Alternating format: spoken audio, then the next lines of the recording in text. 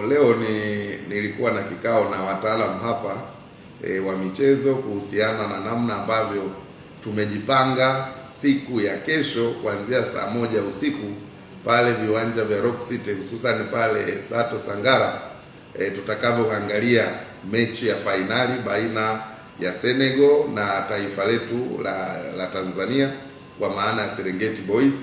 Kwa hivyo tunaendelea na harakati na niwaalike wana Mwanza wote kuanzia saa 1 usiku ya kesho kuja pale Rock City Sato Sangara ili tuweze kuangalia kwa pamoja. Tumefunga skrini kubwa, tutakuwa na shughuli mbalimbali, burudani mbalimbali zitafanyika katika viwanja hivyo.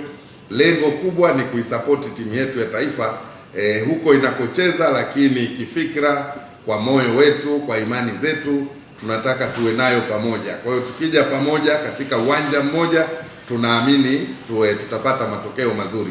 Lakini kuanzia sasa kuelekea kesho, kwa wale content creators ambao wako katika mkoa wa Mwanza watakaotengeneza maudhui mazuri na kuyaposti kwenye mitandao ya kijamii, siku hiyo ya fainali kwa maana ya kesho, tutatoa zawadi maalum.